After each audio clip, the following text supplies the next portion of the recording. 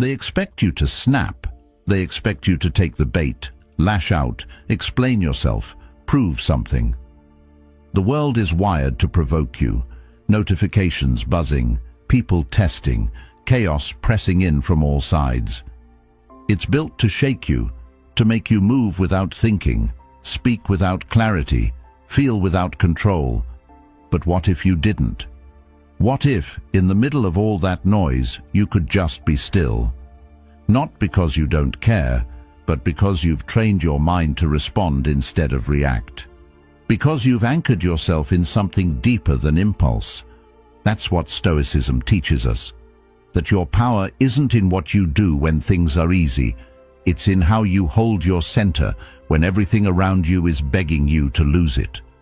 And in a world that profits off your emotional chaos, your calm becomes rebellion. Your self-control becomes strategy. Your stillness becomes strength. So if you've ever felt like your peace is too easily stolen or your emotions too easily hijacked, this is your moment to reclaim that power, not by fighting harder, but by standing firmer, by mastering what the Stoics call the only true domain of power, your inner world. If you're ready to build that kind of strength with me, not just for show, but for your soul, please subscribe to follow a path back to yourself. Let's walk it together. 1. Don't react on cue. There's a certain silence that unnerves people more than any scream ever could. You've probably felt it. The kind of silence that makes others shift in their seats, talk more than they should, or try harder to get under your skin. It's not emptiness, it's control. The reason some people fear your stillness is because they can't manipulate it. They don't know what you're thinking, how you'll respond, or if you'll respond at all. And that uncertainty? It exposes their need to feel dominant, to pull you into their game where they feel safe, where they know the rules. But here's the truth. Most people don't want connection when they provoke you. They want compliance. They want your energy, your time, your reaction. And the moment you give it, you hand them the script. You become a character in their scene, not yours. There's this quiet strength in pausing, not just biting your tongue, but actually seeing the situation for what it is, someone trying to pull you out of your peace. You don't need to swing back. You don't need to prove that you're smarter, wittier, or tougher. All you need is to not play. Because every time you respond out of impulse, out of that gut instinct to defend yourself, you're actually stepping into someone else's frame. You're reacting on their timeline. You're proving you can be summoned, triggered, poked into motion like a toy with buttons. And the cost: your energy, your dignity, your clarity. Calm isn't the absence of emotion, it's the presence of mastery. It means you know exactly what you feel, but you've trained yourself to decide if it needs to be expressed, and when.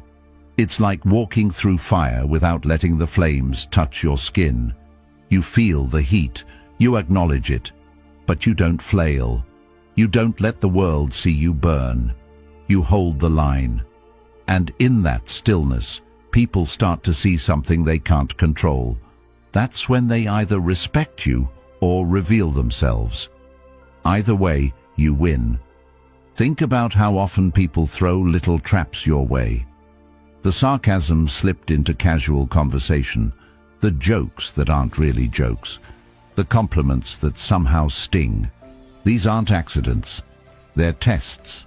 They want to know, will you flinch? Will you fight? Will you try to make them feel bad for trying to make you feel small? And most of us fall for it. We want to correct them. We want justice. But what we really want is for them to admit what they did. And that rarely happens. So instead of closure, we get frustration. Instead of clarity, we get caught.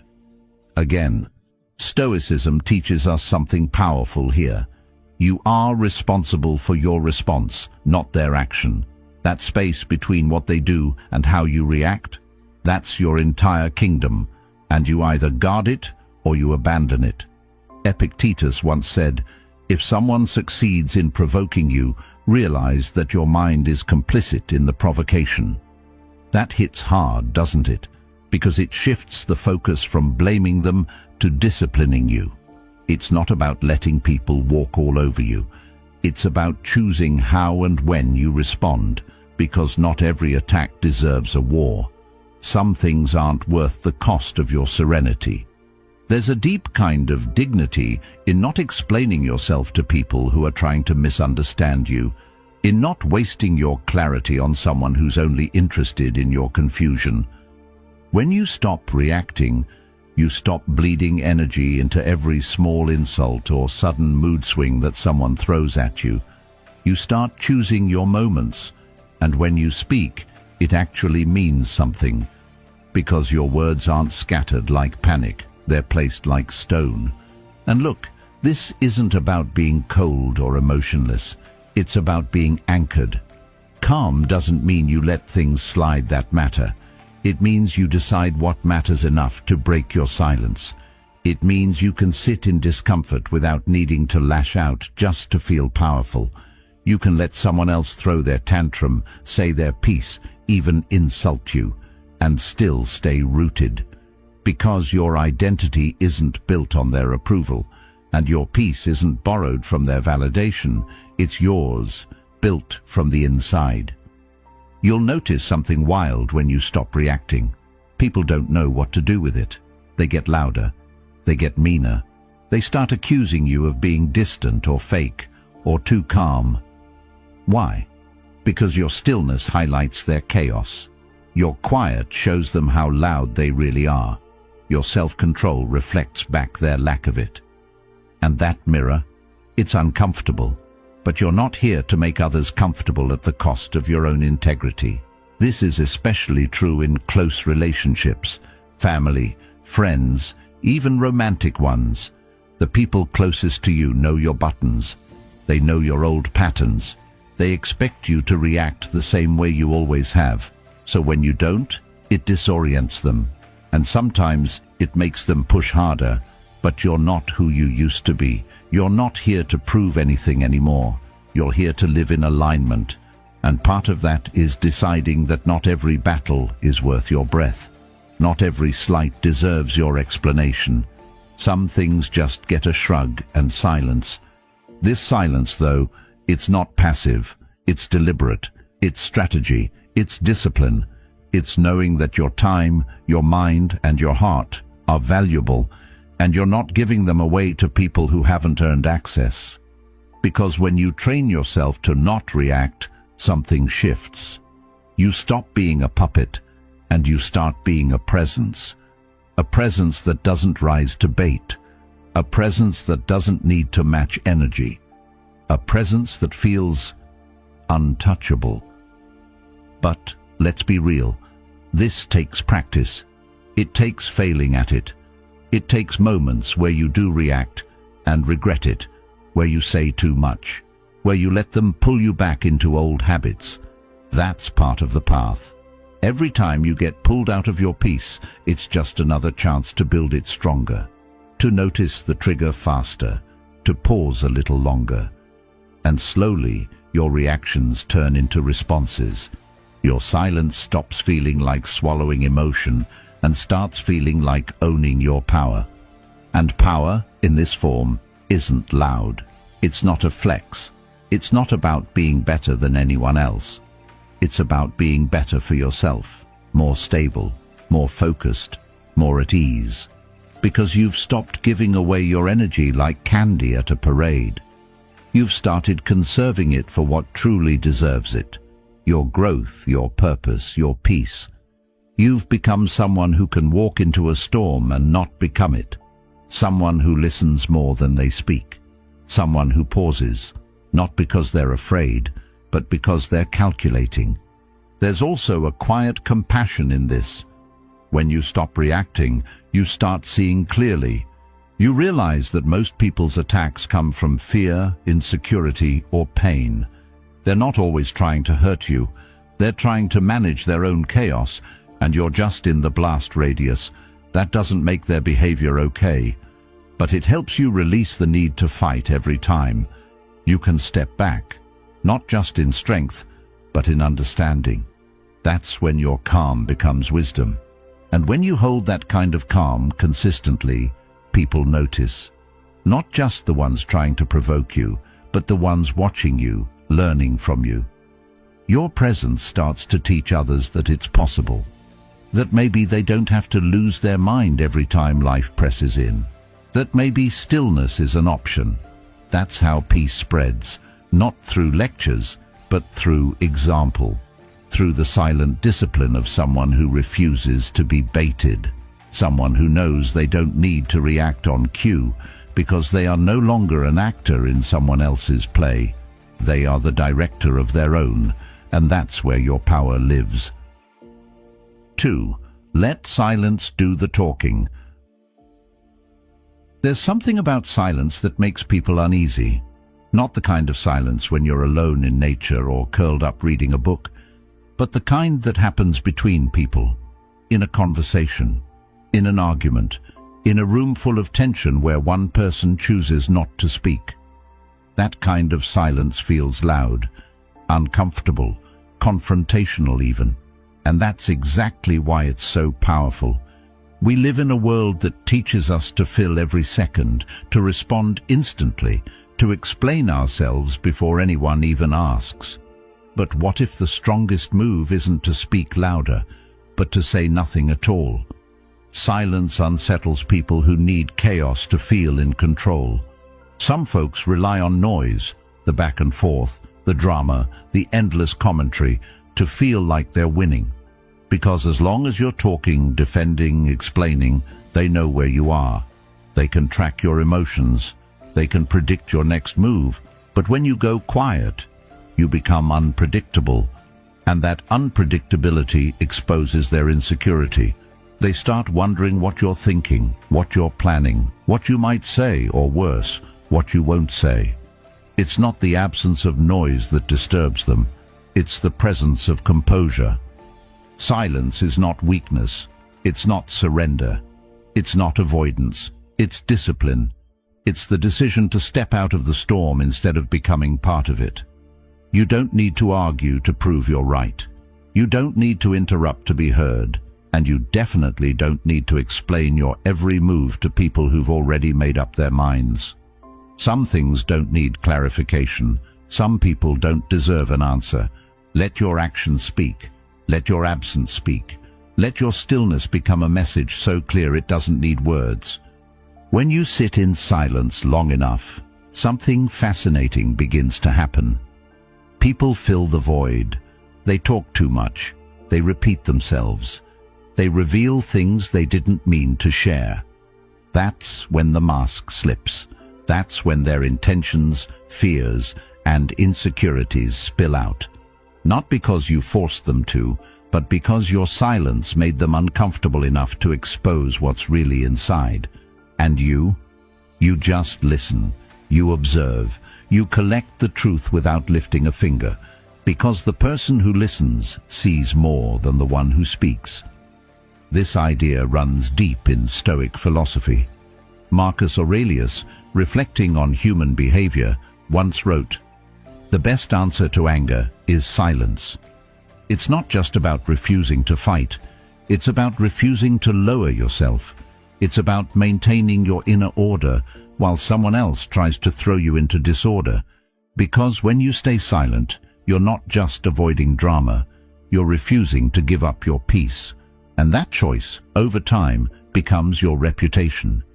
People start to know you as someone who doesn't rise to petty arguments. Someone who doesn't need to win the noise game to be heard. Now let's be honest, silence takes strength, especially in a world where the loudest voice often gets the most attention. When someone accuses you of something, your instinct is to defend yourself. When someone misjudges you, your first urge is to set the record straight. But here's the hard truth. Most of the time, defending yourself won't change their mind. It'll just exhaust you. And if someone's committed to misunderstanding you, no explanation will ever be enough. That's when silence becomes not just a tool, but a shield. You stop bleeding energy for people who aren't listening anyway. You also stop giving people emotional shortcuts. See, when you react quickly, especially with anger, sarcasm, or defensiveness, you make it easy for people to label you. There it is, they think. There's the real you. But when you go quiet, they don't get that closure. They're left wondering. And that wonder, that confusion, that's powerful because it puts you in control of the tempo. You're no longer dancing to their rhythm. They're sitting there, tapping their fingers, waiting on you. And the longer they wait, the more they reveal about their own need for control. Silence also gives you the space to reflect. Not every thought needs to be spoken. Not every feeling needs to be shared. In silence, you get clarity. You get time to figure out what's really going on. Before you say something you'll wish you could take back.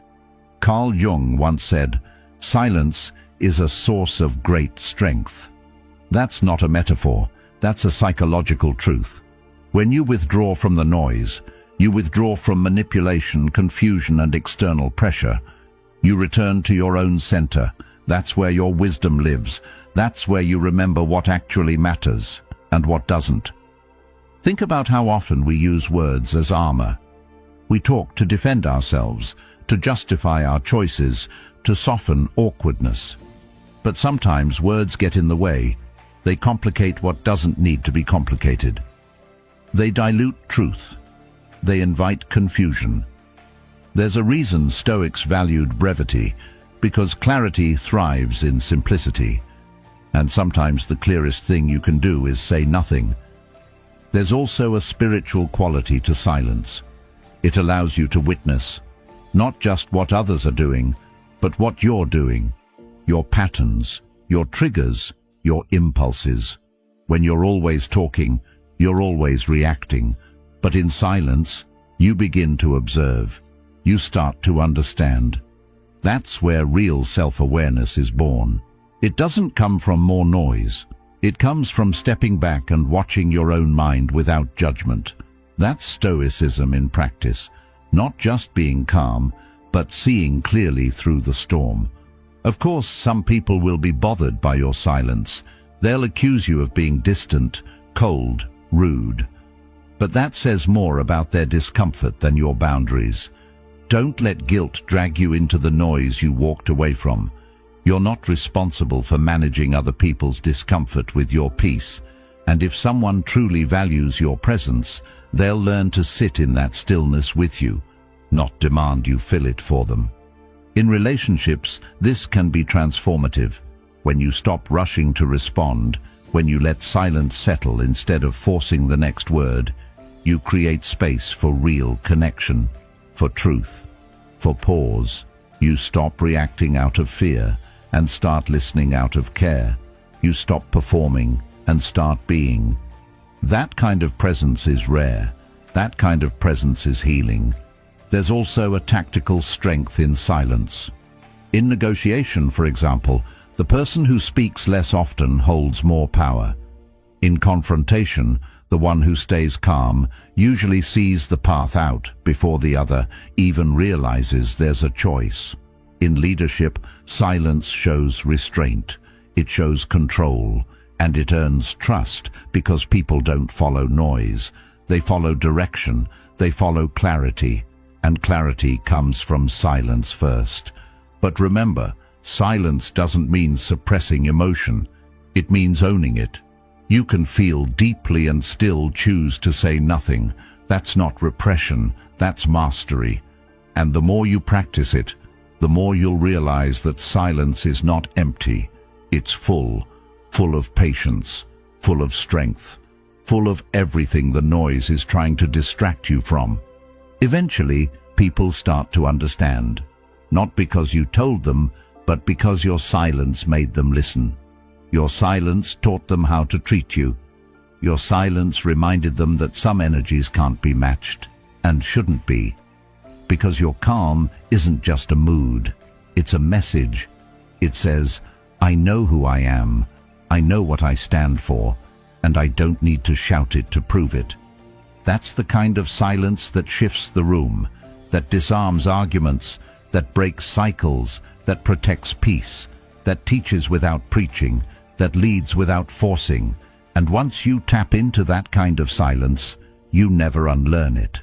It becomes part of who you are.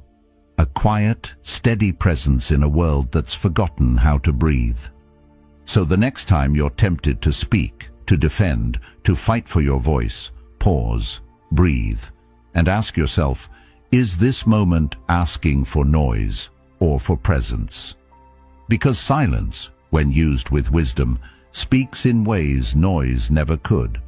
And when the world around you starts to shake, your silence becomes the anchor that holds everything in place.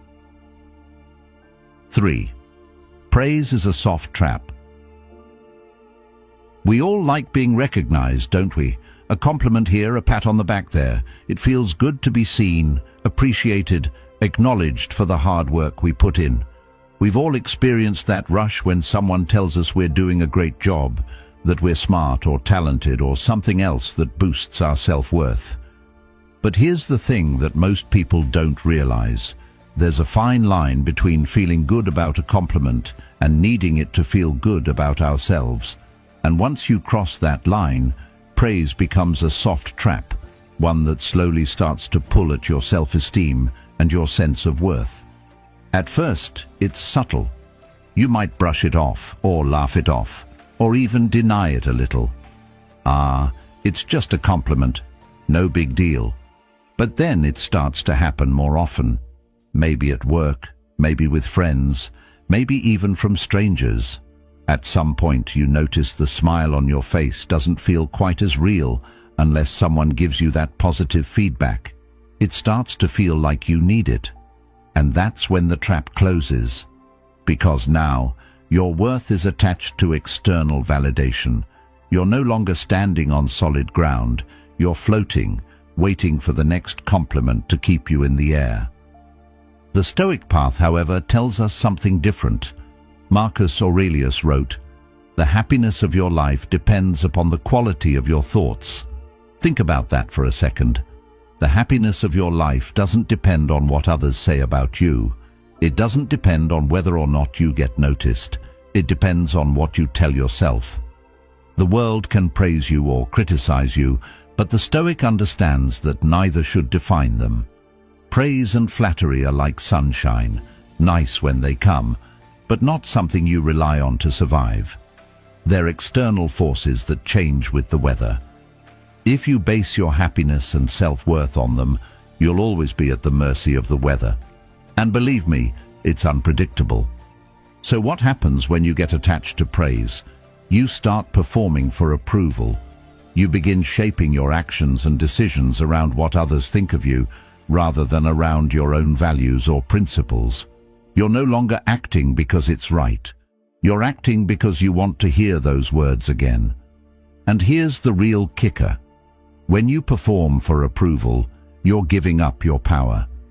The moment you start relying on praise for your happiness, you lose the ability to truly live authentically. You become predictable.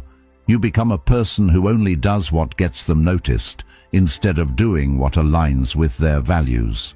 You see, the Stoics teach us that your actions should be driven by inner virtue, not external rewards. We act because it's right, not because we want others to notice. When you live in accordance with your values, your actions are solid, they're rooted. There's no need to perform for the world. You are who you are, no matter what anyone else thinks. Praise becomes something you accept, but don't cling to. You appreciate it as a reminder that you're on the right path, but you don't rely on it to guide your steps. This mindset isn't about rejecting all praise or saying you never need recognition. It's about creating a foundation so strong that no compliment, no matter how glowing, can shake your sense of self. Carl Jung spoke about this idea of inner strength when he said, "The privilege of a lifetime is to become who you truly are." To truly become who you are, you have to detach from the opinions of others. You have to let go of the need to be validated by external sources. When you stop performing for the approval of others, you open up space to actually be who you are. You become self-actualized, living from a place of internal clarity and authenticity. The people who praise you aren't the ones who determine your worth. You do. When you live from this place of self-truth, praise becomes just a fleeting moment, not a permanent fixture of your identity. But what about criticism? Well, it's much the same.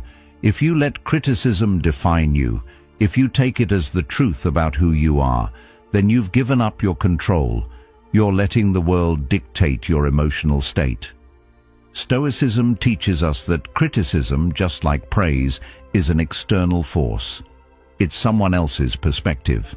And if you rely on others' opinions for your self-worth, you'll always be at their mercy. Criticism, too, can't define you.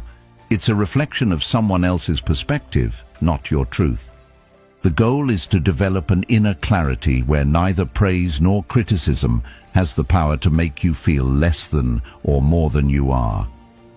In this way, you begin to build true emotional resilience. Praise and criticism will always come and go, but your sense of self should be anchored in something much deeper. When you let go of the need to please others, you reclaim your power. You no longer bend to the whims of praise or the sting of criticism. You stand firm in your own truth, and from this place, you can act in alignment with your values, not your ego. Think about the last time someone praised you. How did it feel? Did it make you feel like you were on top of the world? Or did it feel like a fleeting moment, something that quickly faded once the next person said something else? Praise feels great in the moment, but relying on it leaves you always chasing that next high. The key is not in avoiding praise altogether, it's in understanding its role. Praise, like criticism, is just noise. It's something that exists outside of you, and when you make it central to your happiness, you lose yourself in the shuffle. So, how do we shift? First, we have to learn how to detach from the need for approval.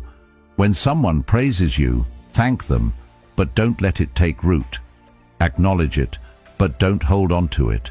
Let it flow through you, not into you. Recognize that your worth doesn't depend on how others see you, but on how you see yourself. By internalizing this mindset, you free yourself from the trap of constant validation seeking. You start to live for yourself, not for the applause. Second, we need to develop an unshakable sense of self. This comes from understanding who you are, independent of external recognition. When you stop wasting your time performing for others, you create more space to live authentically. You stop getting sidetracked by the opinions of others and focus on what truly matters, living in alignment with your values.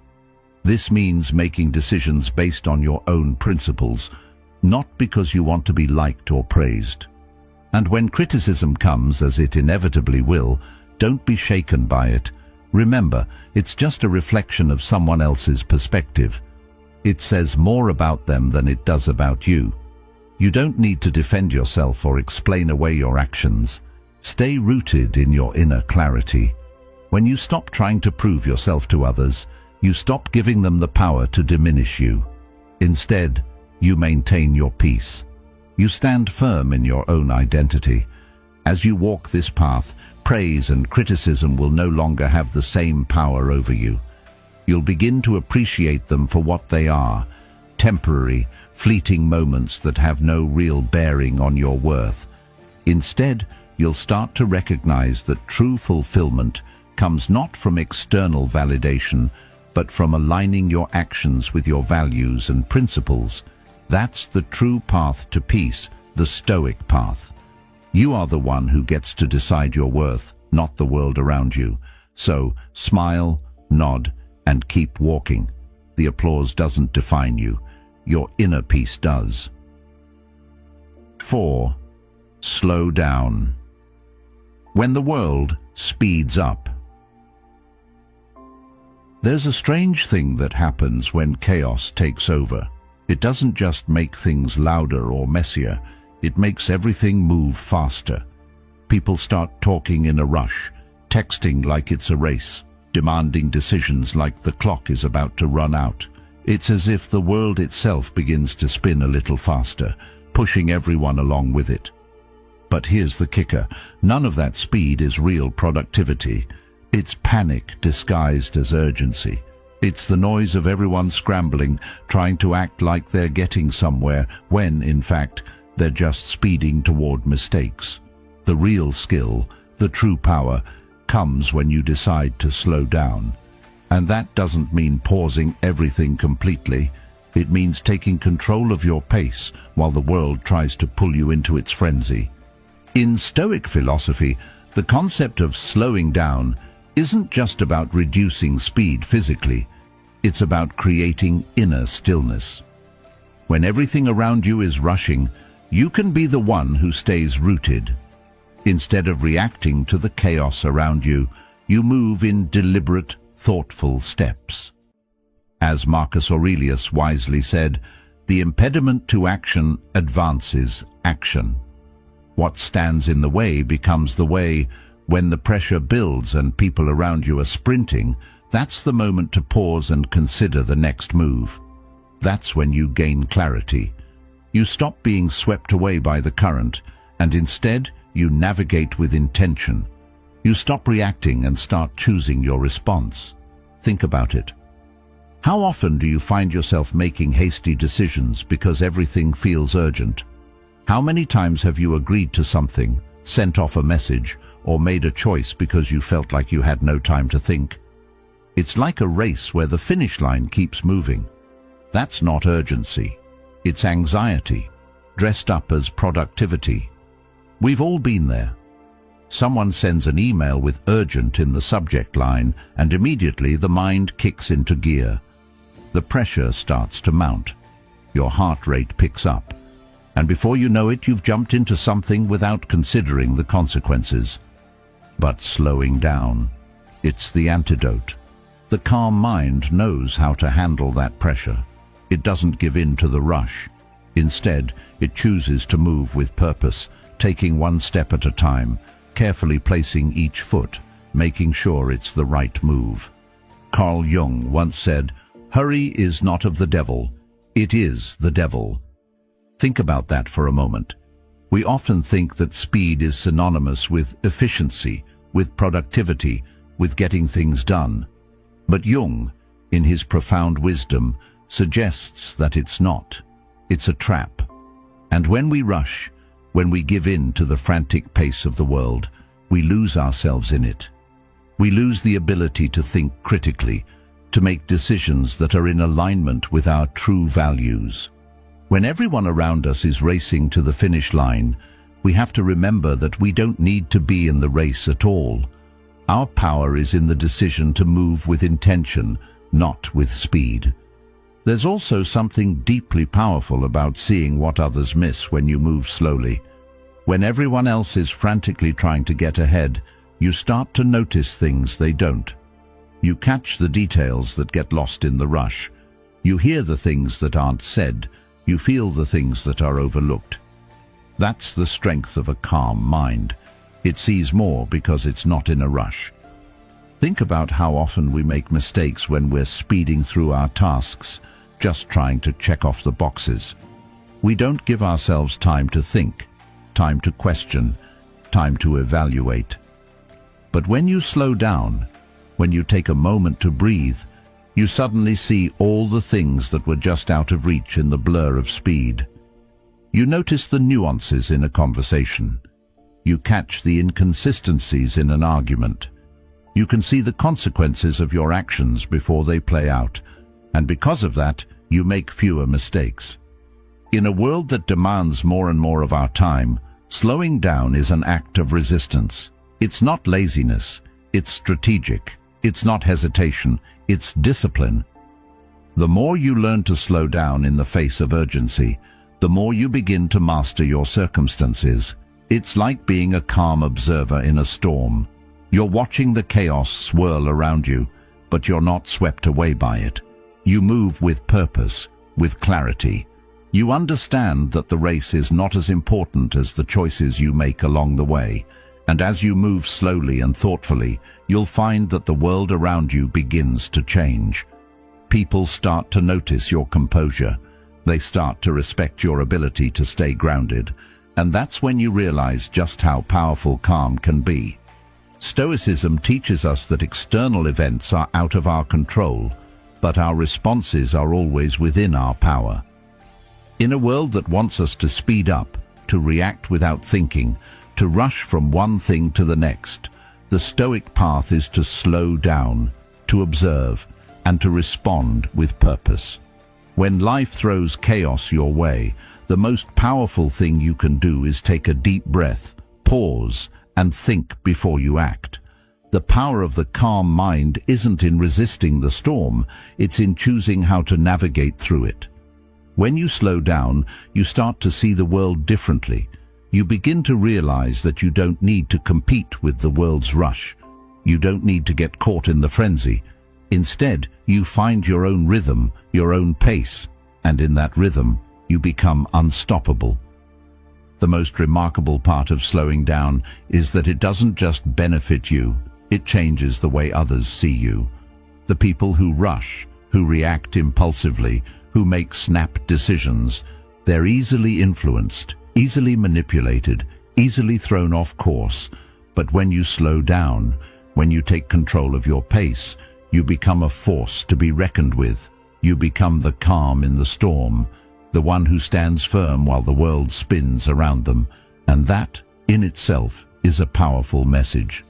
It sends a signal to everyone around you that you are not moved by the chaos. You are not moved by their urgency. You are in control of your own actions, your own decisions, your own mind.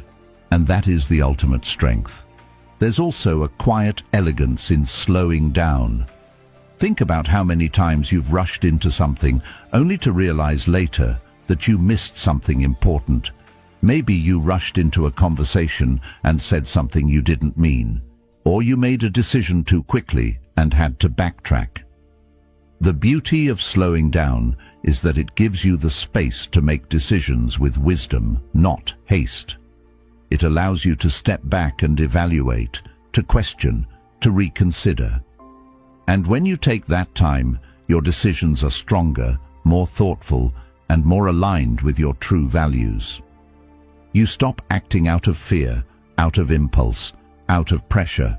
You start acting out of clarity, out of conviction, out of confidence. So next time the world speeds up, take a moment to breathe. Slow your pace, feel the tension loosen, and realize that in doing so, you're not just avoiding mistakes, you're making space for wisdom. You're choosing to move with purpose, not to be swept along in a current that doesn't serve you. You're showing the world that while they're rushing toward the finish line, you're calmly walking your own path, confident that the journey is just as important as the destination. 5. Watch what people do, not what they say. It's strange how easy it is to believe someone when their words line up with what we want to hear.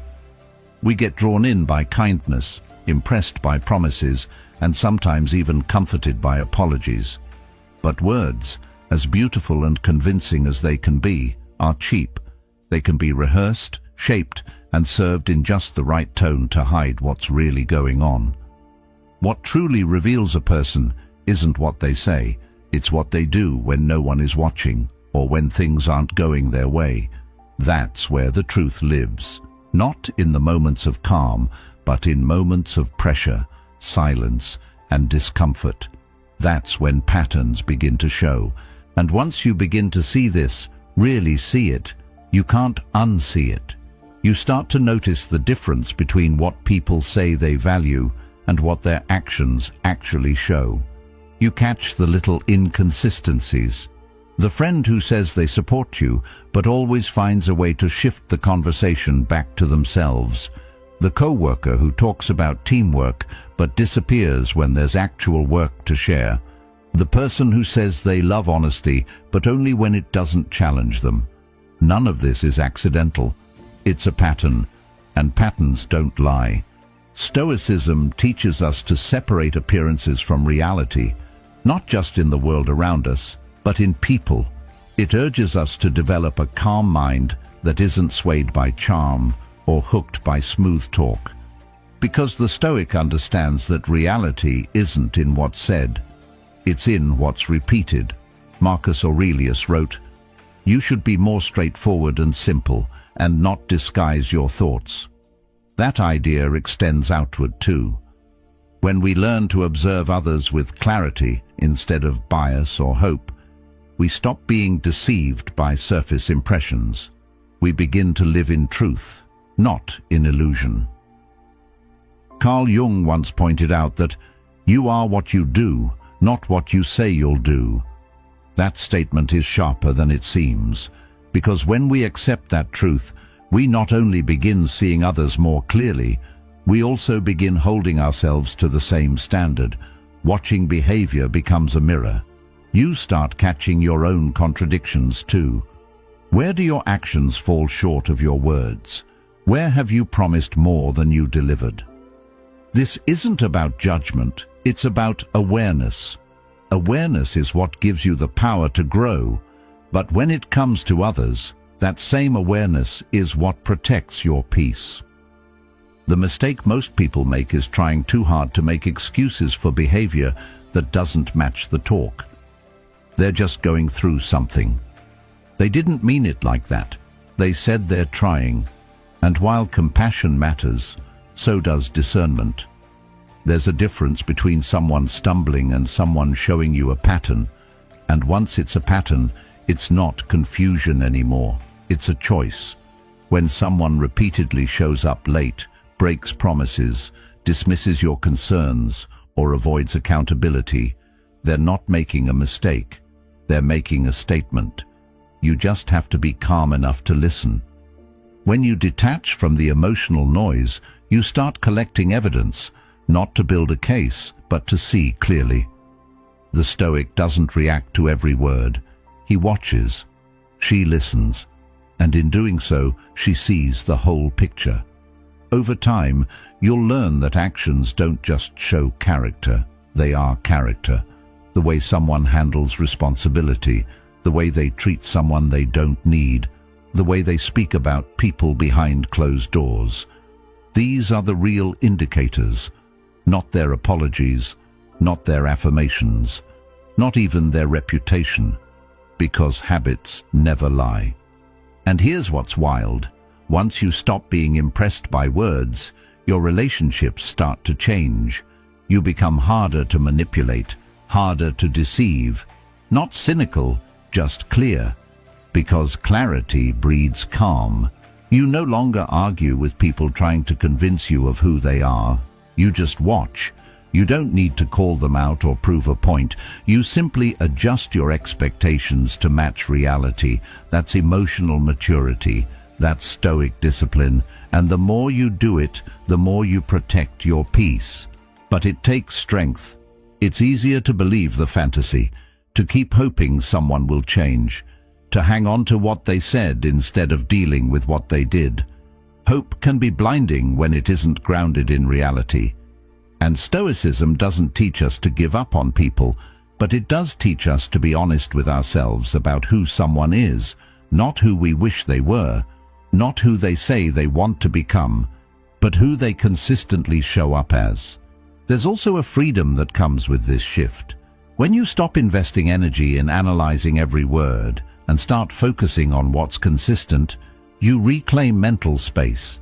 You stop spinning your wheels trying to decode mixed messages. You stop feeling disappointed by unmet expectations.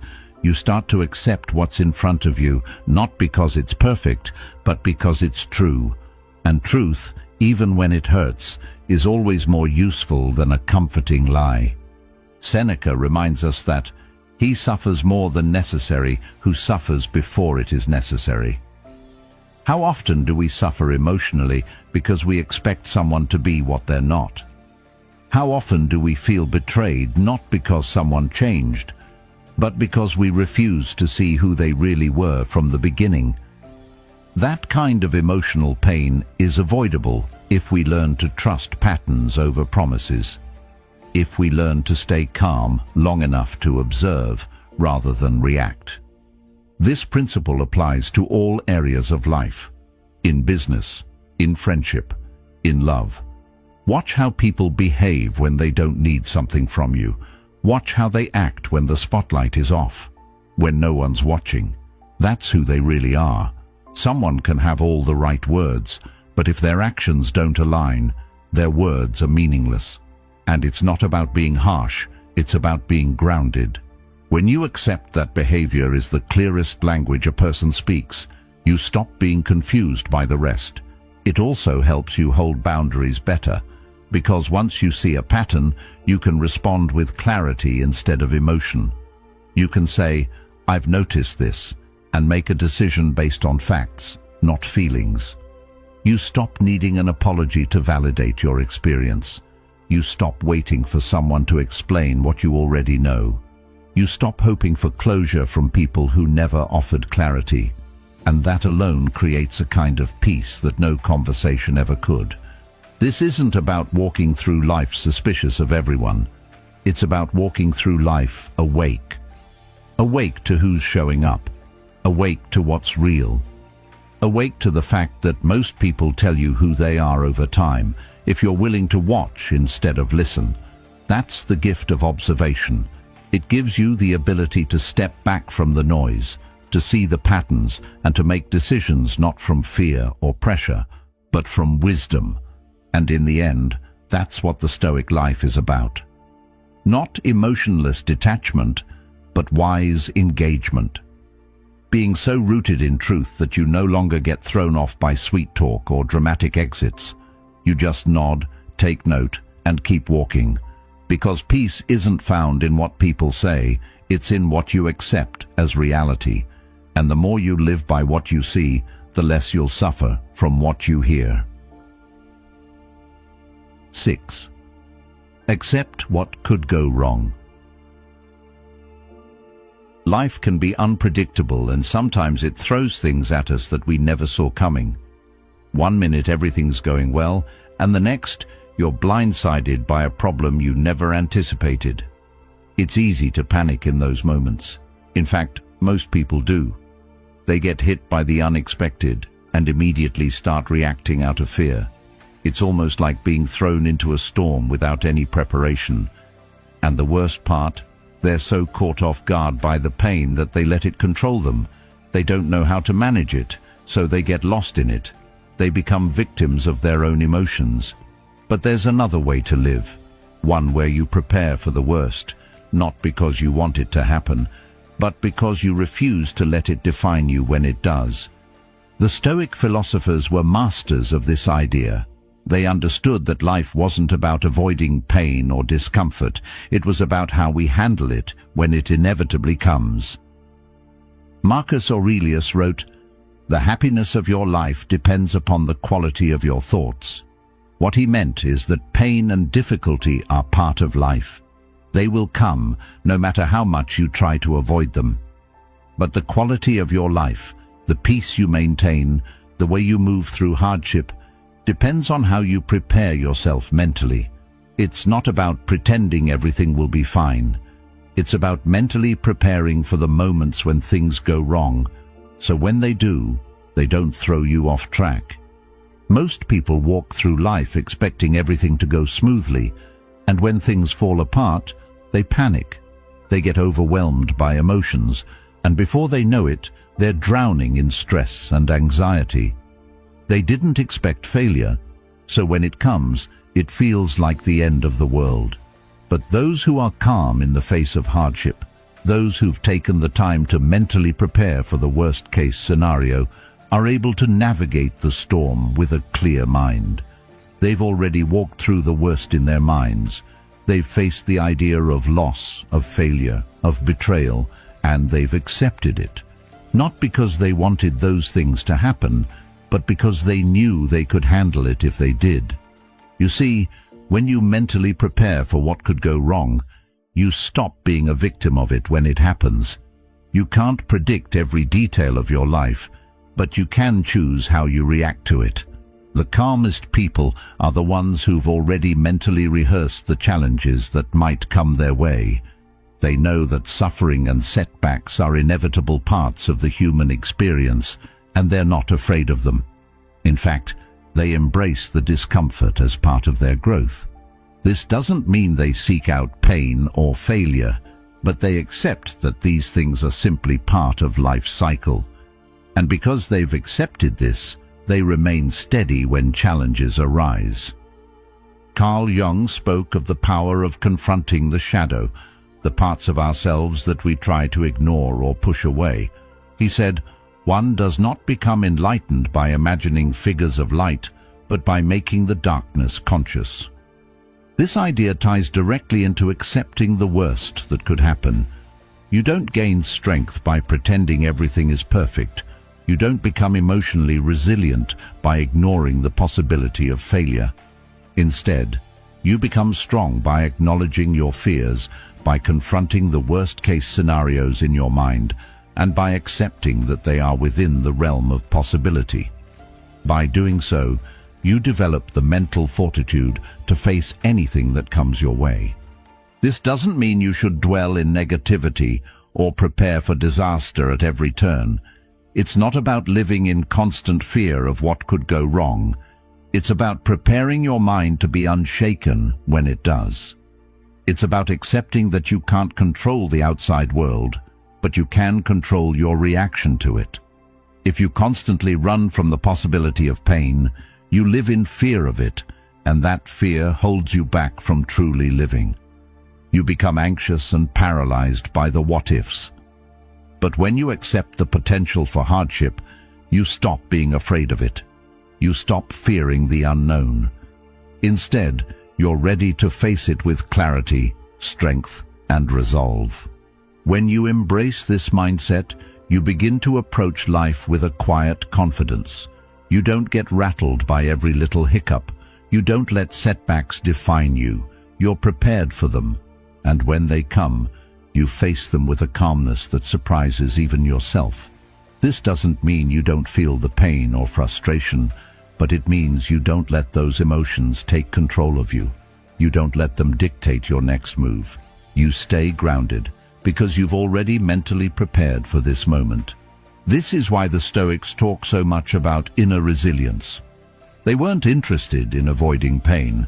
They were interested in how to face it without being broken by it.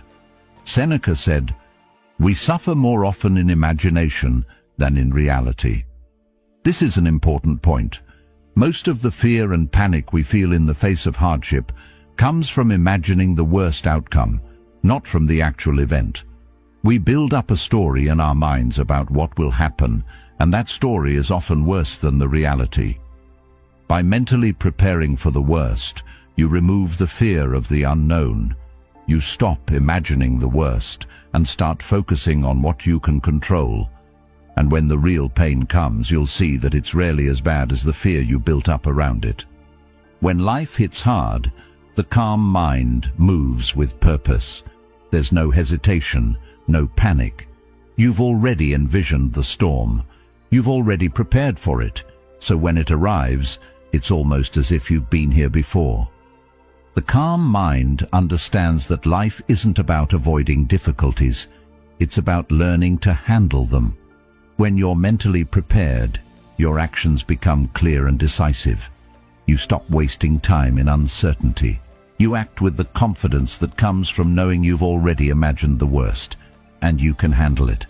That's how you stay unshaken. By mentally preparing for failure, loss, and pain, you free yourself from fear. You stop living in resistance to what might go wrong and start living with the knowledge that you can face anything life throws at you. You've already walked through the worst-case scenario in your mind, so when it happens, you don't flinch, you don't crumble.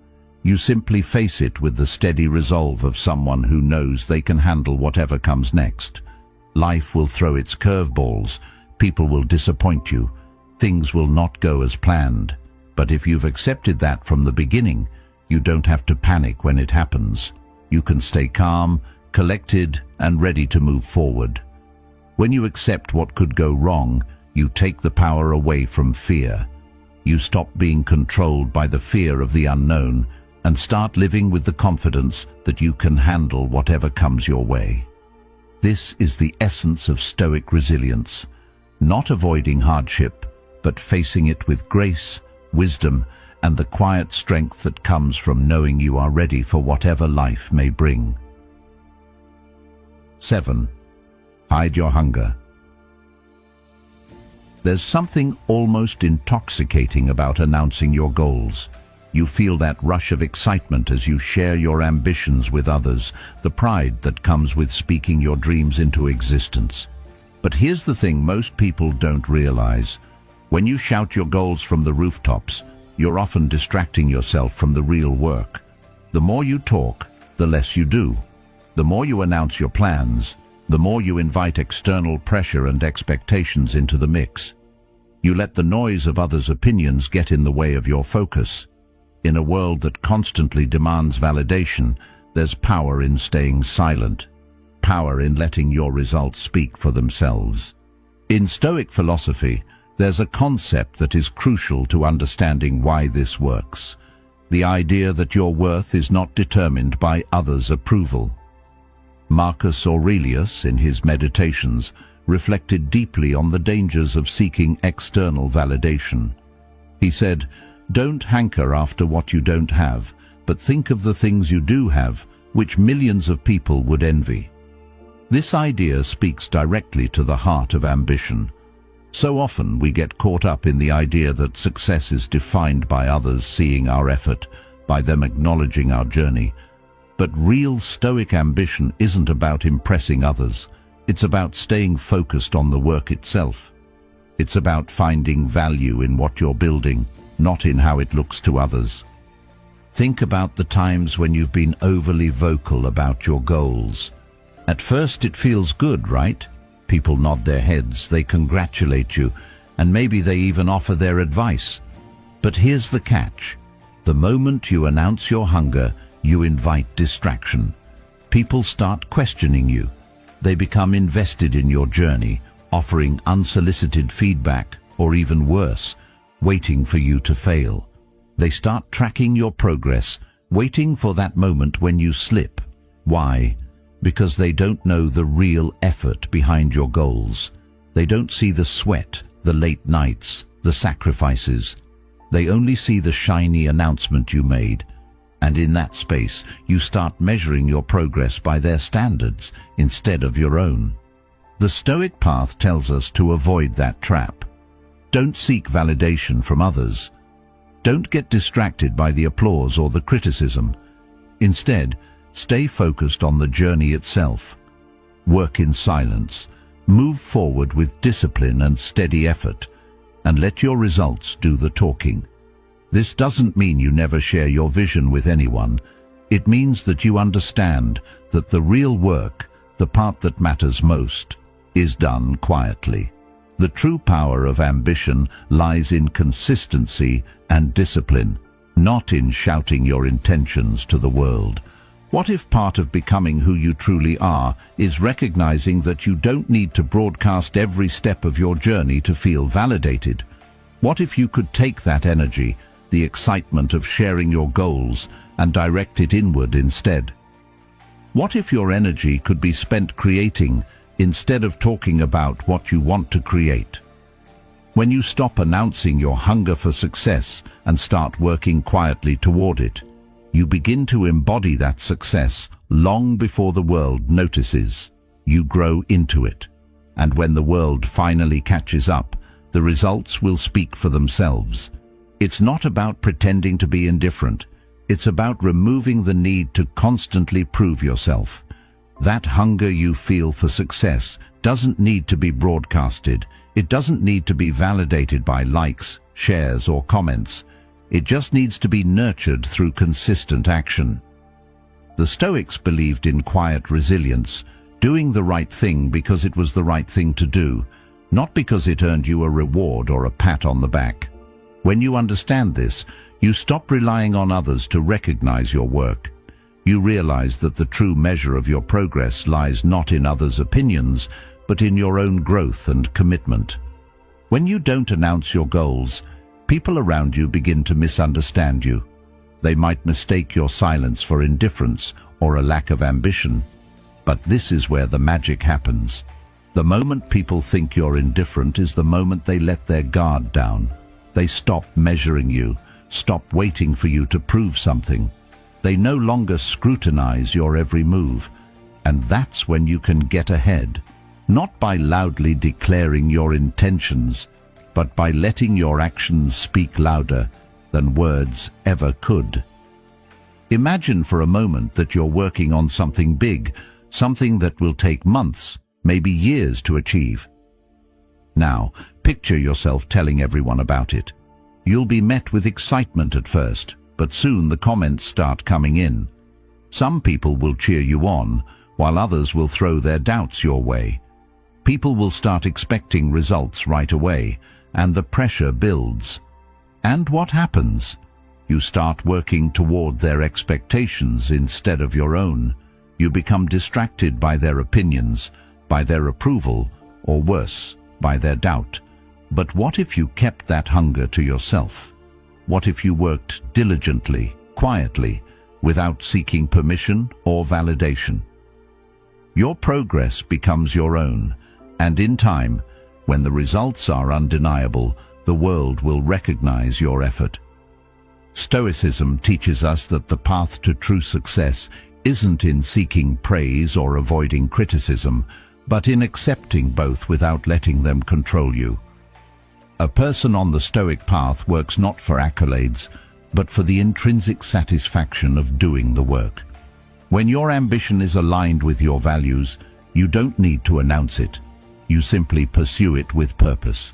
Your focus stays inward, your discipline strengthens, and your work becomes the reflection of who you are, not who you want others to think you are.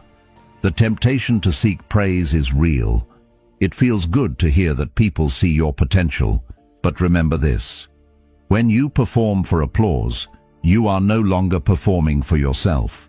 You're performing for others' expectations, and that changes everything. When you silence the need to be praised, when you focus solely on the work and let the results speak for themselves, you find a deeper, more lasting satisfaction. Your hunger for success becomes internalized. It's not about being seen, it's about becoming who you are meant to be. Seneca once wrote, "It is not that we have a short time to live, but that we waste a lot of it." This speaks directly to our tendency to waste time seeking external validation. When we get caught up in trying to prove ourselves, we waste time that could be spent building. Instead of filling the world with words, fill it with actions. Focus on the process, not the recognition. When you stay grounded in your purpose and keep working in silence, you will not only avoid distractions, you will build something real, something that will last, and in the end, your results will speak volumes. Ambition, when rooted in Stoic principles, is calm, steady, and powerful. It's not about the noise, it's about the quiet discipline that moves forward without fanfare, without needing to be seen. The journey may be long, and the work may be hard, but when you keep your hunger to yourself, it grows stronger with each step. You don't need validation. You don't need applause. You need only to stay focused and true to your path. And in time, the world will see the fruit of your quiet labor. 8. Don't chase instant justice. There's a primal urge inside all of us to defend ourselves when we feel wronged. Someone insults you, belittles your efforts, or cuts you off in a conversation, and your immediate reaction is to strike back. You want to put them in their place, make sure they know they crossed a line. You want justice, and you want it now. The problem is, rushing to fix things in the heat of the moment often doesn't lead to real resolution. Instead, it feeds the cycle of reaction. It turns into an emotional tug-of-war where no one really wins. This isn't justice, it's just noise. And in the midst of that noise, we lose the chance for real impact. The Stoics understood this deeply. They didn't rush to defend their honor or battle every insult thrown their way. Stoicism isn't about being passive or letting people walk all over you. It's about being patient, calculated, and understanding that true justice doesn't need to be immediate. It's built over time, and often the best way to approach a slight is to pause, reflect, and allow your actions to be the true response, not your words. The best revenge is not to be like your enemy, said Marcus Aurelius. His words remind us that we don't need to mirror the aggression of others to maintain our dignity. By holding your ground in silence, you don't lower yourself to their level, you rise above it. When someone disrespects you, the natural instinct is to react. It's a deeply ingrained habit. Society, and especially modern culture, tells us that we have to defend ourselves, that we need to fight back whenever our pride is hurt. But the truth is, instant justice doesn't bring peace. It brings more conflict. If you rush to set things right, you'll only find yourself caught in a cycle of reaction and escalation. The more you try to correct the wrong in the moment, the more you invest emotionally in the conflict, and the less you see clearly. Sometimes the most powerful move you can make is to not react, to step back, take a breath, and let the situation unfold before responding. This isn't cowardice, it's wisdom. It's the quiet strength of someone who knows they don't need to prove their worth through every argument or challenge. Carl Jung understood the human desire for validation and the need to protect our ego. He said, "Everything that irritates us about others can lead us to an understanding of ourselves." What Jung was pointing out is that our reactions often say more about our own insecurities than about the person we're reacting to. When someone disrespects you, it's easy to jump in and defend your honor. But instead of reacting immediately, consider what that moment reveals about you. Why does it bother you so much? What part of you feels threatened? This kind of introspection is what leads to true personal growth. Instead of chasing after instant justice, use that moment as a mirror to reflect on yourself and your own responses. The Stoic mind knows that justice isn't about proving your point in the moment. It's about understanding your emotions, holding your peace, and acting from a place of strength, not reaction. When we rush into the battle of words, trying to win the argument or expose the flaw in the other person's logic, we're not engaging in real justice. We're engaging in a power struggle. And those power struggles, no matter how much we think we win, only drain our energy. True justice, the Stoic version of it, is quiet. It's thoughtful. It's not about making a point, but about making a lasting impact. It's about having the clarity to wait for the right moment and then acting with precision, not emotion. When you remain calm and composed in the face of disrespect, you gain more than the temporary satisfaction of proving a point. You gain respect, the kind that comes from being unwavering in your integrity. Think about how often we let our emotions drive us to act in ways that don't serve us. You get into an argument, and before you know it, you've said things you didn't mean. The moment you give in to the impulse to react, you've already lost control. You've let the other person dictate your emotional state. And now, instead of being the one in control of your response, you're reacting to theirs. The beauty of Stoic calm is that it allows you to step outside of this emotional feedback loop. You're not chasing justice immediately, but instead letting it come in its own time. You're not letting your emotions be the puppet strings that control your actions. You're taking a step back, recognizing that real justice is rarely immediate and that patience often leads to the most satisfying outcomes. You might be thinking, but what about standing up for myself? What about not letting people walk all over me? And the answer is, you don't have to. But the Stoic approach is different from the traditional notion of standing up for yourself. It's not about fighting every battle.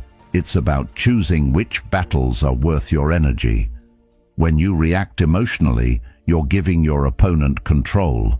You're giving them the power to push your buttons. But when you pause, when you wait, when you let them think they've gotten away with it, you are the one in control. Your calm, your silence, becomes a weapon. It is the ultimate power move. They expect you to retaliate. They expect you to prove them wrong. When you don't, it unsettles them. They don't know how to react to someone who doesn't need to prove anything. Seneca once wrote, "We suffer more often in imagination than in reality." Most of the pain we experience in moments of disrespect is not from the actual words or actions of others, but from the anticipation of how those words will affect us. We imagine the worst. We fear the loss of respect. We believe that we need to defend ourselves to protect our dignity. But the truth is, when we can sit with the discomfort and let the storm pass, we see that it wasn't as bad as we imagined. We see that our peace, our dignity, wasn't really under threat at all. It was simply our reaction to the moment that caused the suffering. By not reacting immediately, you give yourself the space to see things clearly, and that is where true strength lies. Think of a time when you didn't react immediately to someone's harsh words. Maybe you let the silence linger. Maybe you gave yourself the time to think before responding. In that moment, you took control. You didn't let the other person's behavior dictate how you felt or how you would act. That's the power of Stoic calm. It's not about being passive or weak. It's about mastering your emotions and recognizing that most conflicts are temporary. The longer you wait, the clearer the path becomes.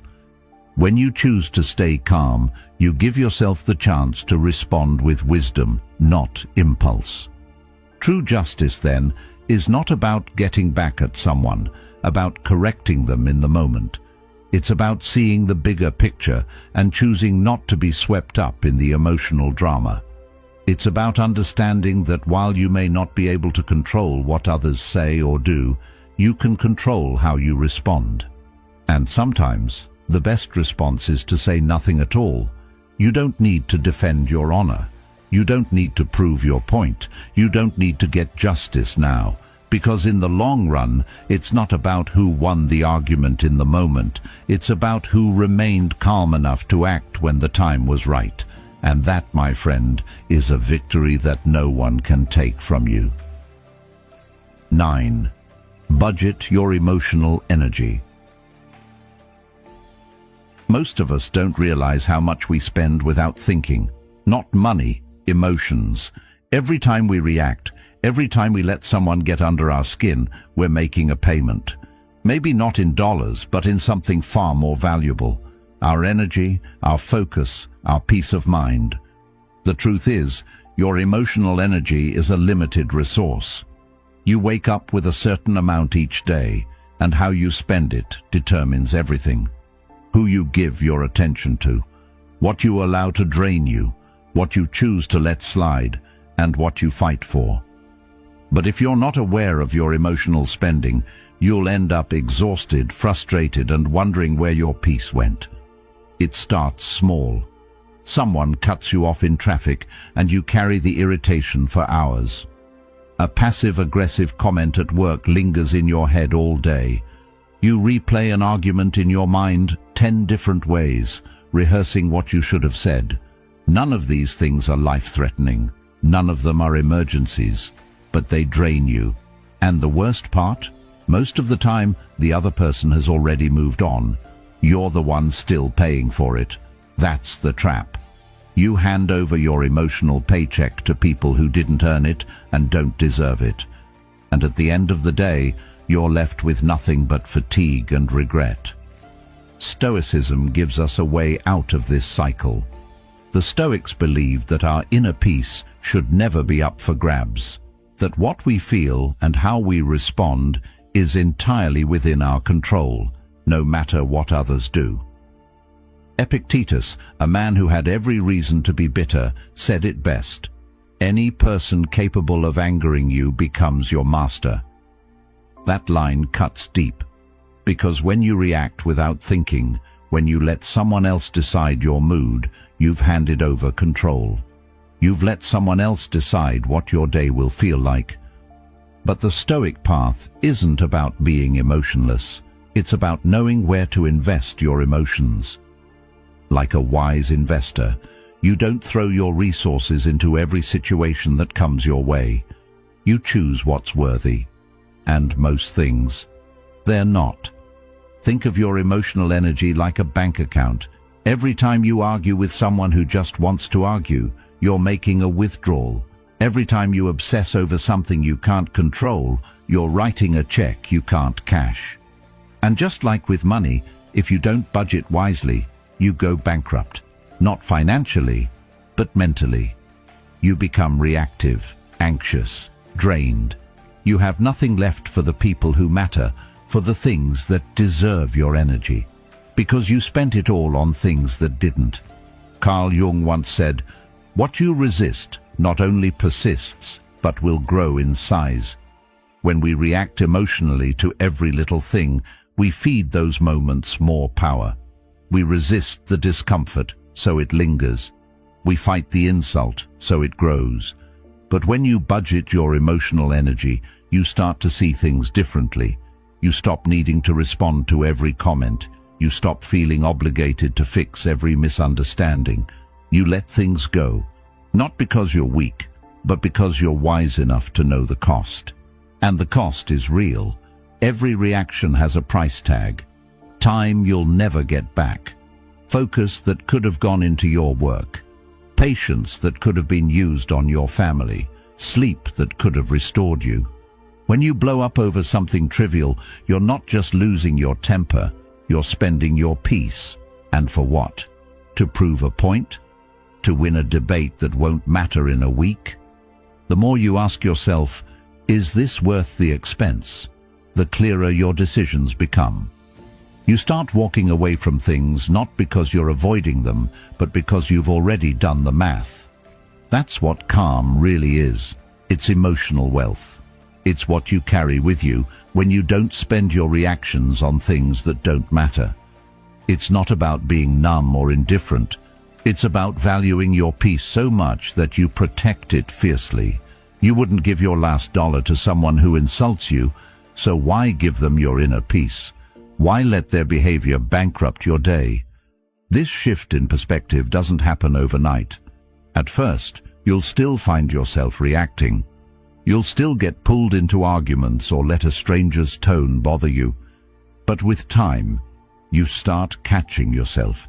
You start recognizing when you're about to spend energy you don't need to spend. And then you pause, you breathe, you ask, is this worth it? And slowly, those small pauses become habits. Those habits become patterns. And those patterns shape a life that's calm, focused, and deeply grounded. Seneca reminds us, no person has the power to have everything they want, but it is in their power not to want what they don't have, and to cheerfully put to good use what they do have. Apply that to your emotional energy.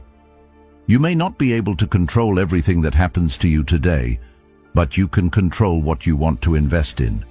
You can choose to protect what you have, your attention, your peace, your focus, and use it wisely. You can cheerfully walk away from nonsense and still feel like you won. And once you begin living like this, it changes everything. Conversations become lighter. Disagreements don't derail your day.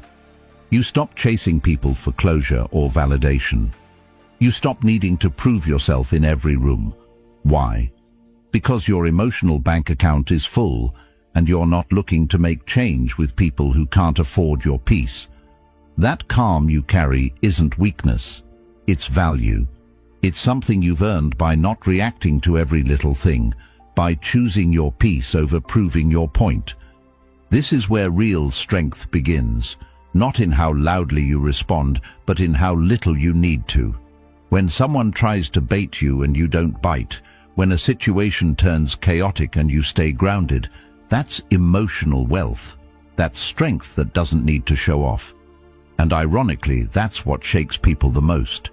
When they realize they can't buy your reaction, that no matter what they say or do, you've already decided what's worth your time. That kind of control isn't just stoic, it's magnetic. So from this point forward, think like a wise investor.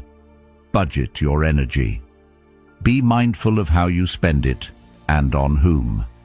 Not everything deserves your full emotional presence. Not every problem is worth solving. Not every fire needs your water. The more you value your peace, the more you'll protect it. And in that space between what happens and how you choose to react, you'll find something priceless. Freedom. The freedom to walk away, to stay calm, to remain untouched.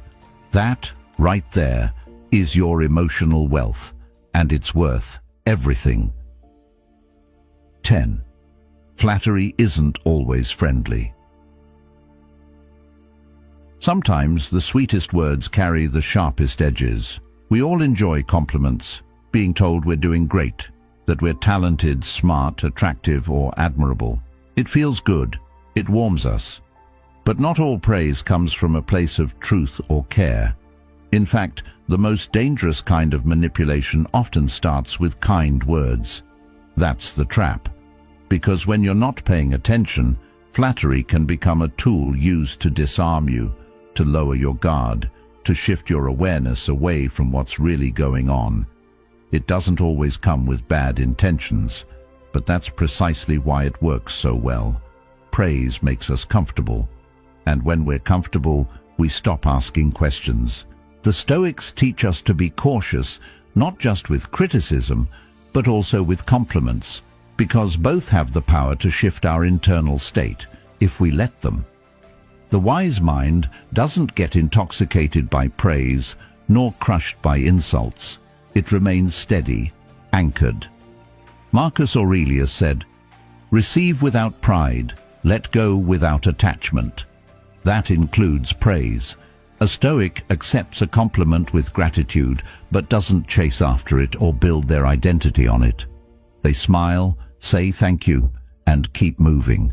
Because the moment you need praise to feel secure, you become vulnerable to those who know how to use it. Flattery isn't always friendly. Sometimes it's sincere, yes, but other times it's strategic. People might tell you exactly what you want to hear, not to uplift you, but to soften you, to gain your trust quickly, to open a door that you'd normally keep shut. The compliment becomes a currency, a transaction, and if you're not paying attention, you'll start spending your energy, your time, and your emotional bandwidth on people who never really meant the words they spoke. It's not paranoia. It's awareness. And awareness is what allows you to remain sharp, even when things feel sweet. Carl Jung believed that what we choose to ignore often has the most control over us. He wrote, "Until you make the unconscious conscious, it will direct your life, and you will call it fate." That applies here too.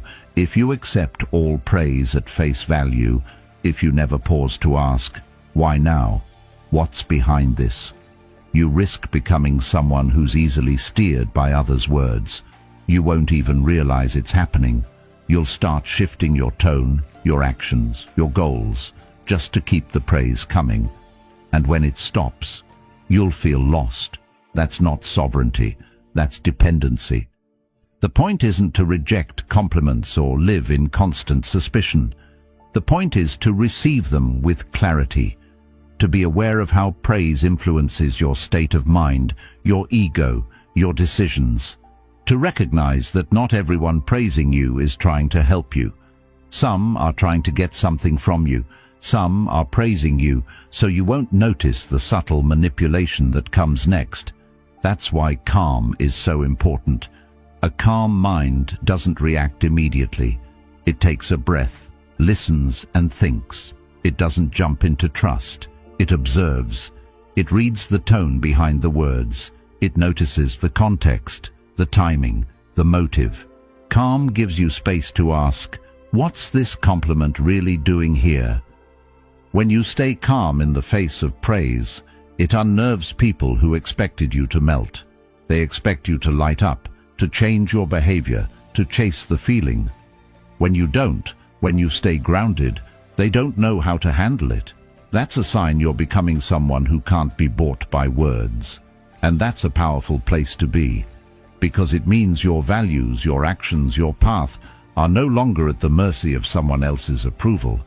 Seneca reminds us that a man who is always ready to believe what is told him will never do well. Believing every kind word, without discernment, is just as risky as believing every criticism. Words are tools, and tools can build or destroy. That's why you must handle them carefully, not fearfully, just consciously. Because when you're conscious, you notice things others don't. You hear the compliment, but also catch the hidden motive. You feel the warmth of the praise, but keep one foot anchored in truth. There's also something to be said about how praise can dull your edge. When someone constantly tells you you're amazing, you may stop pushing yourself. You might begin to believe you've arrived, that there's no more work to do, that you've mastered everything, and that's when growth stops. That's when comfort becomes a cage. One of the biggest dangers of praise is that it convinces us to pause in places we're meant to pass through. It makes us linger too long on accomplishments instead of continuing the journey. That's why a Stoic, even in the face of admiration, keeps moving. Not out of ungratefulness, but out of discipline, out of understanding that there's still ground to cover. This doesn't mean you become cold or detached. In fact, a calm and conscious person can accept compliments with grace. But they do so with balance. They don't get high off them. They don't seek them out. They don't let them steer the ship. They simply acknowledge the moment, appreciate the sentiment, and return to their path. No clinging, no ego, just presence. Flattery often works because it feeds a part of us that craves affirmation. But Stoicism reminds us that real affirmation must come from within. That you must know who you are, not because others told you, but because you did the work to find out. Because you sat with your flaws, faced your weaknesses, and built your character from the inside out. When you know who you are, flattery can't control you. You can appreciate it without depending on it. You can hear it without needing it. In everyday life, this shows up in the smallest ways. Someone at work flatters you right before asking for a favor. A new acquaintance praises your values, but then slowly begins to challenge your boundaries. A person you barely know showers you with admiration, only to later reveal they need your support for something. The pattern isn't always obvious, but once you start paying attention, it becomes clear. And the calm mind, the grounded mind, the stoic mind, it sees it before it spreads. That's why stillness is a shield. It allows you to hear the compliment without letting it sneak past your guard. It lets you nod politely while keeping your eyes open. It gives you the power to enjoy kind words, but not be owned by them. And that's the balance you want to cultivate. Praise doesn't need to be feared, but it does need to be filtered. So the next time someone compliments you, pause, smile, say thank you, but ask yourself quietly, why now? Listen for the answer in their behavior, in their consistency, in what they ask of you next. And most of all, stay sharp, even when it's sweet. Because peace isn't just about avoiding conflict. It's about navigating kindness with the same clarity you'd use in chaos. That's calm. That's discipline. That's the edge that can't be dulled.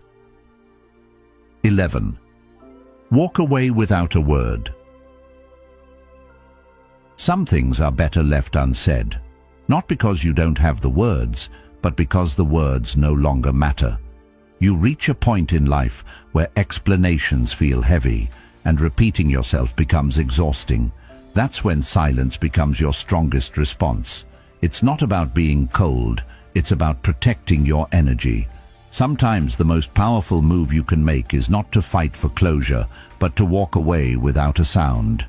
People often believe that every ending deserves a conversation, that we owe others a final paragraph, a summary of our reasons, a well-articulated goodbye. But life isn't a story that needs to be perfectly wrapped. Real endings don't always come with explanations. Sometimes they arrive in the form of quiet departures, without warnings, without scenes. And that silence, it often echoes louder than any argument ever could. Stoicism reminds us to focus on what's within our control and to release what isn't. You can't control how someone receives your absence. You can't dictate whether they understand your silence. But you can control when you're done. You can choose not to explain yourself for the 100th time. You can decide that your peace is more valuable than their reaction. And you can walk away, not to punish them, but to protect what's left of your spirit. You don't need to yell. You don't need to cry. You don't even need to explain. When a line has been crossed, when trust has been worn thin, when your spirit feels bruised, it's okay to go. Not dramatically, not with rage or revenge, but calmly, quietly. Like closing a book you've already finished reading. That's the Stoic way. No performance, no need to be seen leaving, just the stillness of knowing that your time there is done. People fear silence more than confrontation. When you fight, they can respond. When you explain, they can argue. But when you disappear without a word, they're left with themselves, with the weight of their choices, with the gap you used to fill. And in that quiet space, they often see more clearly than they ever did during the noise. Not because you convinced them, but because your absence speaks a truth your words never could. Wasting your breath trying to explain your worth to someone who never listened is a quiet kind of tragedy. Time spent trying to fix what isn't yours to fix. Energy poured into being understood by someone committed to misunderstanding you. That's not noble, it's draining. And eventually, you learn that the most self-respecting thing you can do is leave. Without fanfare, without a final monologue, just the soft sound of your own footsteps walking away. This doesn't make you cold-hearted. It makes you discerning, emotionally mature, grounded. You're no longer chasing closure because you've realized that closure is often just a fantasy. We think it'll bring us peace, but more often it brings us back into a cycle of justification and pain. Peace doesn't come from being heard. It comes from letting go. It comes from saying, "This no longer serves me," and honoring that statement with your actions, not your arguments. You'll notice over time that the people who truly respected you won't need an explanation, and the ones who disrespected you won't deserve one. That's the paradox. The ones who pushed you away will demand reasons, but the truth is, they already know them. They just didn't think the consequences would be silence. They expected chaos, drama, emotion. When they get calm instead, it unsettles them. Because calm is a language they don't speak. They don't know how to respond to a door that closed without sound. Walking away doesn't mean you don't care. It means you care enough about yourself not to stay where you aren't valued. It means you've chosen self-respect over self-sacrifice. And when you do that, you stop waiting for others to see your worth. You see it, and that's enough.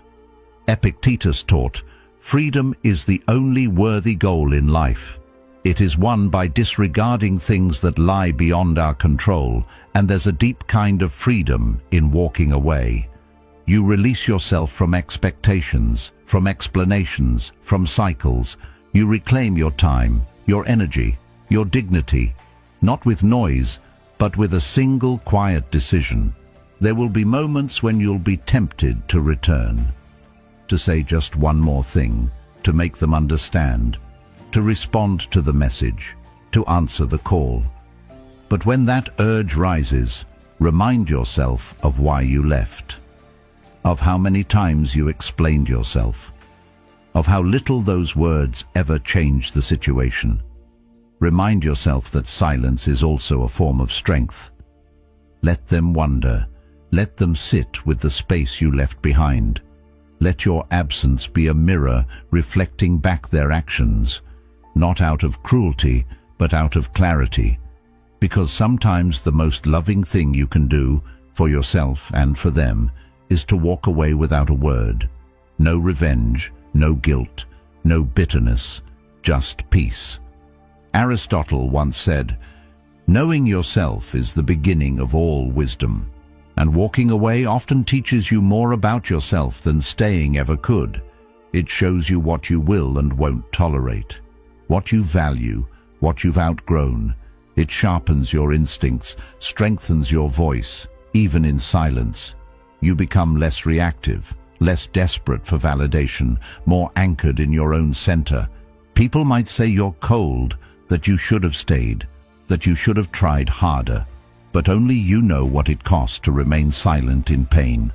Only you know what it felt like to keep giving to something that never gave back. And only you can decide when enough is truly enough. So next time someone crosses a line, don't look for the right words. Don't waste your breath trying to tie it up with logic or grace. Just go. Don't slam the door. Don't look back. Let your calm be the answer. Let your absence be the message. Because in a world full of noise and explanation, your silence will be the one thing they can't ignore. And that silence, that's your freedom, that's your healing, that's your power. 12. Let chaos collapse on its own. Life has a funny way of throwing chaos our way, doesn't it? It often feels like every time something goes wrong, we're expected to step in and fix it. Someone's upset, something's broken, or a situation spirals out of control, and the instinct is to jump in, put on the hero cape, and rescue the day. But what if the real power is in stepping back? What if the greatest act of self-control is choosing to let things unfold without intervening, even when the storm seems to be bearing down? That's not weakness. It's wisdom. Stoicism teaches us that we can't control everything. In fact, the more we try to control the world around us, the more we lose our own peace. Marcus Aurelius reminded us that you have power over your mind, not outside events. Realize this, and you will find strength. This simple yet profound truth underscores the essence of calm in the face of chaos. There are things in life that are simply beyond our control. We can't stop people from making mistakes. We can't fix every mess someone else creates. And sometimes trying to fix everything only makes things worse. The Stoic path isn't about rescuing every sinking ship. It's about recognizing which battles are worth fighting and which ones will take care of themselves if we simply let them. People who are in constant turmoil, who create chaos in their lives, often expect others to come in and clean up the mess. They want someone to calm their nerves, to solve their problems, to carry the weight of their mistakes.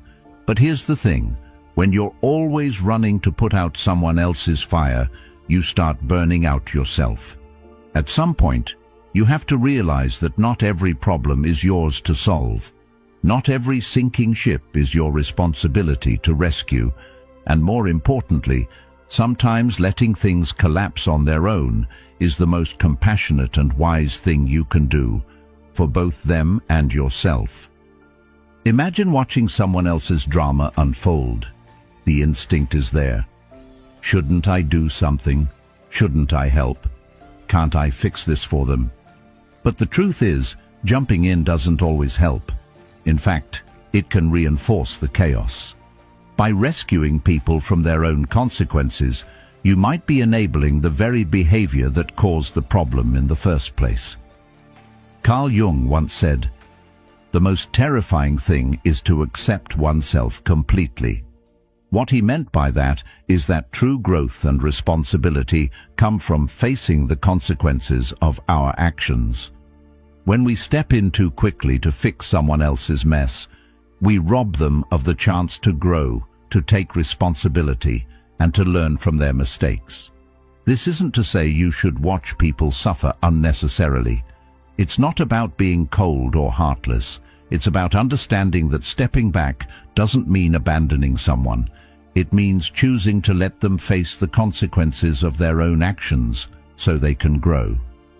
Sometimes, the best thing you can do for someone is to stop fixing their problems. Let them feel the weight of their decisions. It's in those moments that real change happens, both for them and for you. The idea is to detach, not from caring, but from the need to control.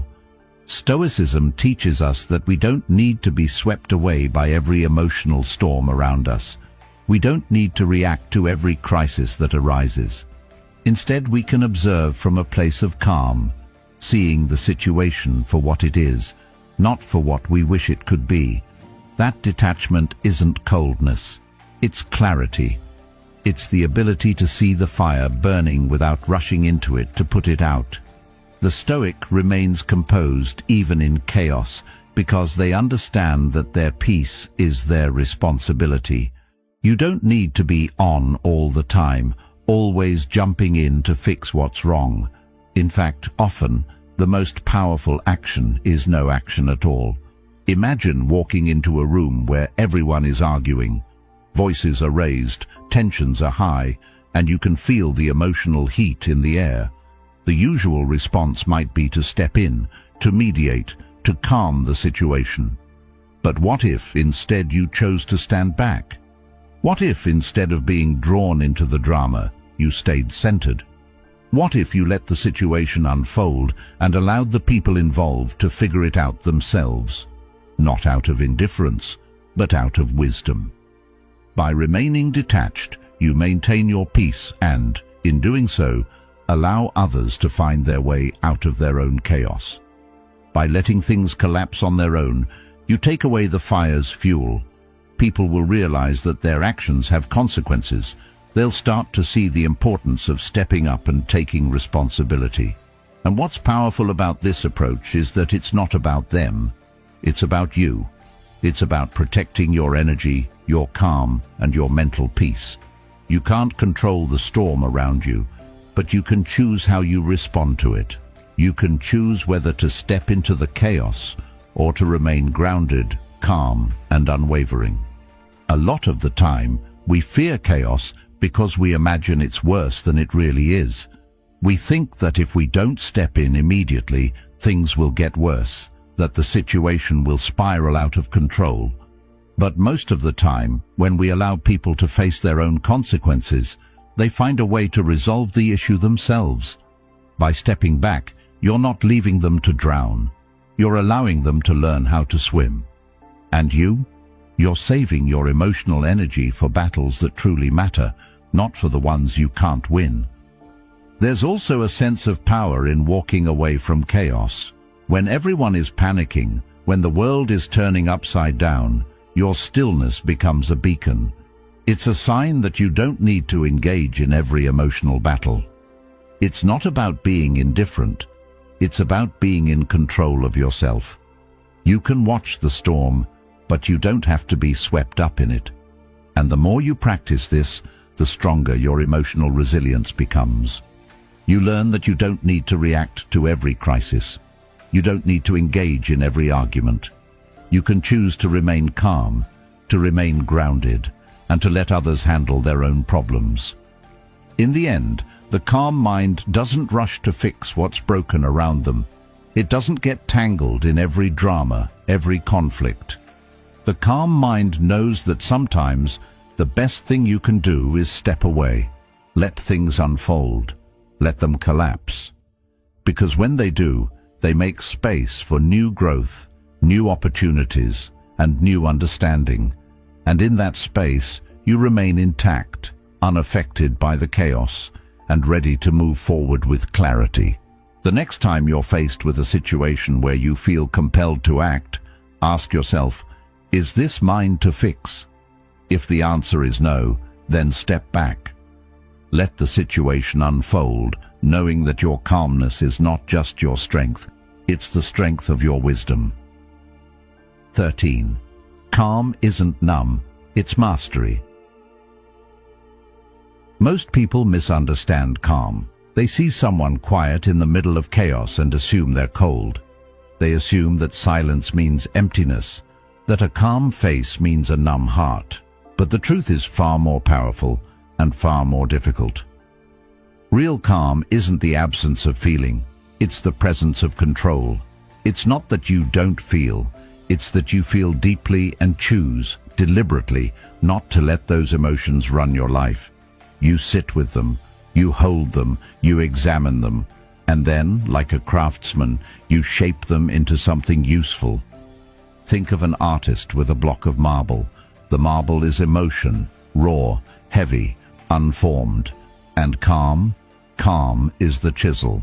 Without control, emotion just stays a block. It weighs you down. It confuses you. But when you bring steady hands to that marble, you start to shape something meaningful. You don't strike wildly. You don't rush. You take your time. You carve with intention. That's what emotional mastery looks like. Not suppression, not avoidance. Mastery. Knowing what you feel and deciding how you act in response to it. There's a common belief that the only way to prove you care is to react, to shout when you're angry, to cry when you're sad, to storm out when you're frustrated. But reacting isn't proof of depth. It's often just proof of lack of discipline. It's easy to react. It takes nothing but impulse. What takes strength is the pause, the space between emotion and action. That moment where you breathe and ask yourself, is this who I want to be right now? That's where power lives, in the gap. Stoicism, at its heart, is about that gap. It teaches us that emotions are not enemies. Even Marcus Aurelius never said, don't feel. What he said was, you have power over your mind, not outside events. Realize this, and you will find strength. The mind, when calm, becomes a fortress. Not because it locks emotion out, but because it lets emotion in without letting it take over. You don't run from the fire. You walk through it with grace. You let the heat warm you, but you don't let it burn down the house. Let's be honest. Calm can look boring from the outside. While others are raising their voices, throwing things, or slamming doors, you're just still, quiet, collected, and that stillness might make people think you don't care. But that's their misunderstanding. Your silence isn't absence, it's strength. It's the decision to hold your ground rather than be dragged into a storm. People who live in noise often can't understand what it's like to live in peace. They see calm as weakness because they only know how to be loud to feel heard. But there's a deeper kind of presence, one that doesn't need noise to be felt. You'll notice something interesting when you start to practice this kind of calm. People begin to adjust their behavior around you. Your lack of reaction becomes unsettling, not because you're intimidating, but because you're unpredictable. You become the kind of person others can't manipulate, can't guilt, can't provoke easily. That calm becomes your armor. It shields you not by shutting down emotion, but by mastering it. You feel everything, but you don't show all your cards. You care, but you don't collapse. You hurt, but you heal in silence. And when you speak, it's with intention. There's a special kind of peace in knowing that you don't owe the world every thought that crosses your mind. You don't have to explain every mood, every decision, every silence. Some things are better held within, not to hide them, but to honor them. Not every emotion needs a stage. Not every feeling needs a microphone. Part of mastering yourself is knowing which parts of you are sacred and which ones are just passing storms. The calm person doesn't perform their pain, they process it, and in doing so, they transform it. Seneca once wrote, "He who is brave is free." But bravery isn't always loud. Sometimes it's the quiet act of not reacting, of sitting with discomfort instead of pushing it away, of saying, "I see this pain, I acknowledge it, but I don't serve it. That kind of bravery doesn't earn applause, but it earns inner peace. It earns respect from yourself and, over time, from others who begin to realize how rare that strength really is. There's also something deeply liberating about not being ruled by your moods. To wake up and say, whatever happens today, I will remain centered. That doesn't mean you won't be shaken, but it means you'll return to yourself faster. You won't spiral every time something unexpected happens. You won't chase validation every time you feel uncertain. You'll become your own anchor. And that kind of self-possession, where your peace isn't dependent on the world, is rare.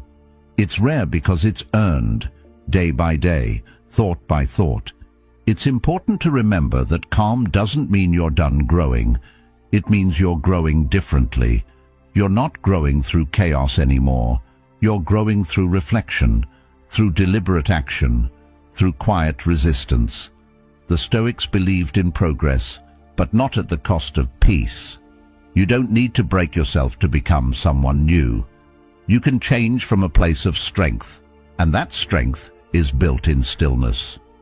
When someone tries to provoke you and you don't respond, that's mastery. When someone questions your path and you stay true to it, that's mastery. When life throws something painful your way and you absorb it without losing yourself, that's mastery. It's not numbness, it's sovereignty. You are not reactive. You are responsive. You move with thought, with clarity, with dignity, and that's a kind of power no one can take from you. In a world that glorifies reaction, staying calm is a rebellion. In a world that wants you to prove yourself constantly, choosing stillness is a declaration, not of weakness, but of self-respect. It's saying, I am not here to be controlled by your chaos. It's saying, I choose my peace over your noise. That's not apathy, that's alignment. So the next time someone questions your silence or mistakes your calm for disinterest, smile gently. Let them think what they want. You're not here to be understood by everyone. You're here to understand yourself. You're not here to react to every ripple. You're here to master the waves. And every time you choose calm over chaos, silence over noise, patience over impulse, you step deeper into your own power. And that's not numbness. That's the highest form of mastery. Remember, true strength lies in the ability to stay calm, no matter the storm. It's not about never feeling. It's about choosing how to respond. So, the next time life tests you, embrace the silence, control your reaction, and move forward with purpose. Thank you for being part of Stoic Journal. If you found this video helpful, make sure to check out the next